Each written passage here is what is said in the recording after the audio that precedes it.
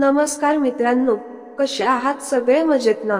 माझे नाव दिनेश आहे. माझे ग्रॅज्युएशन पूर्ण झाले होते. माझ्या कुटुंबातील सदस्यांनी मला पुढील शिक्षणासाठी दुसऱ्या शहरात पाठवण्याचा निर्णय घेतला. मी शिक्षणात चांगला होतो, त्यामुळे घरच्यांना पण माझ्याकडे अनेक अपेक्षा होत्या. काही दिवसांनी मी त्या शहरात राहायला गेलो. मी तिथे फ्लॅट केले आणि त्या फ्लॅटमध्ये राहू लागलो. आणि जेवणासाठी माझ्या फ्लॅटच्या बाजूला एक खानावळ होती, तिथे जेवण करू लागलो. तिथे मीडियम वयाची बाई आम्हाला जेवण खाऊ घालायची.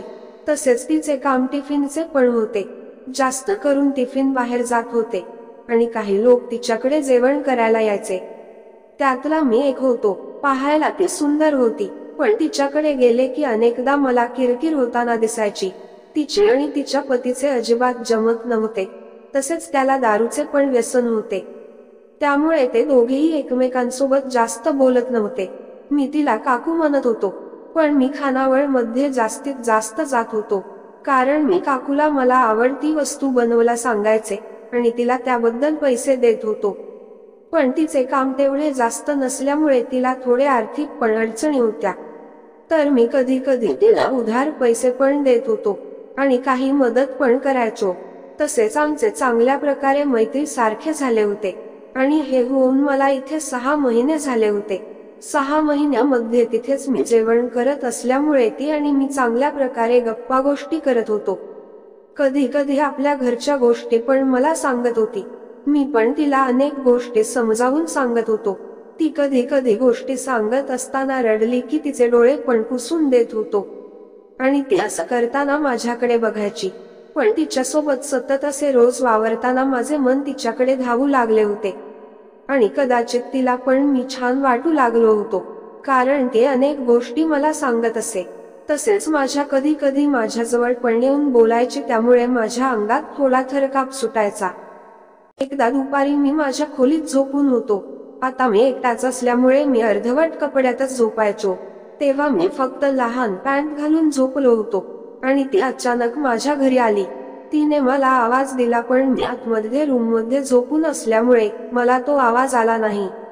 ती माझ्या खोलीत आली. मी तसाच झोपून होतो आणि माझी परिस्थिती थोडी वेगळी होती. तिने मला आवाज दिला आणि 1-2 आवाजात मी उठलो. पाहतो तर ती अगदी माझ्या समोर उभी होती आणि मी त्या अवस्थेत होतो. ती अवस्था फार वेगळी होती आणि माझे लक्ष गेले तर मला सुद्धा थोडे वेगळे वाटले आणि मी स्वतःला सावरले. तर ती माझ्याकडे पाहून हसली. मी म्हणालो, बोला काय काम आहे? तर म्हणाली, मला थोडे पैसे हवे आहेत. मी तिला सांगितले, माझा पॅन्ट मधून घेऊन घ्या. तिने माझा पॅन्ट आणला आणि माझ्या हातात दिला. मी तिला पैसे दिले आणि जाताना मला स्माईल करून बरोबर झोपत जा म्हणून निघून गेली. आता मला पण समजून आले होते की काकूला पण अनेक गोष्टींची आवश्यकता भासून येत आहे. रात्री मी तिच्याकडे जेवण करायला गेलो तर ती माझ्याकडे पाहून हसली आणि म्हणाली, झाली का झोप? मी म्हणालो, हो झाली.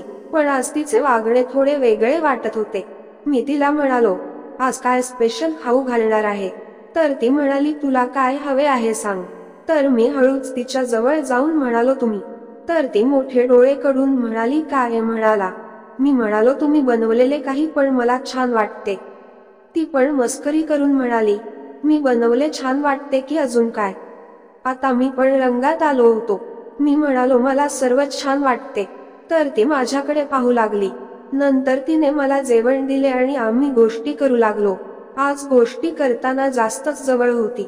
मी तिला म्हणालो, आज तुमचा काही मूड बरोबर दिसत नाही आहे.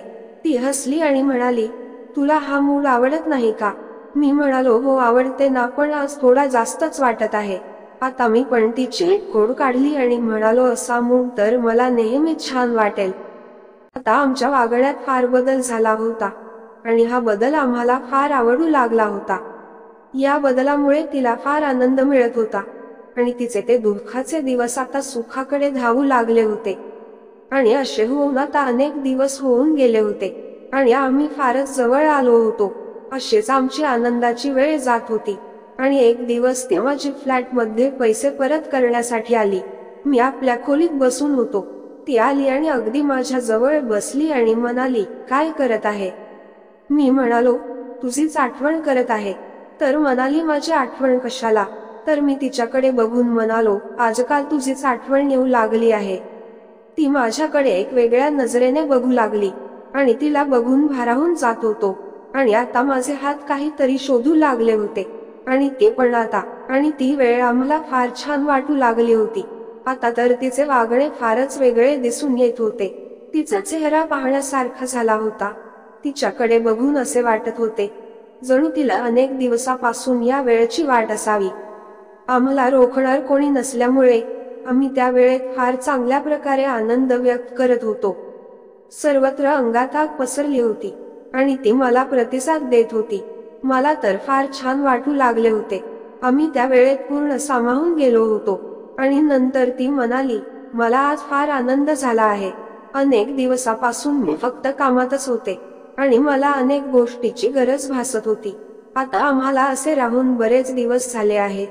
तसेच मला तिच्या हातचे जेवण फार आवडू लागले आहे. अशाच गोष्टी ऐकण्यासाठी चॅनलला सबस्क्राईब करा. धन्यवाद.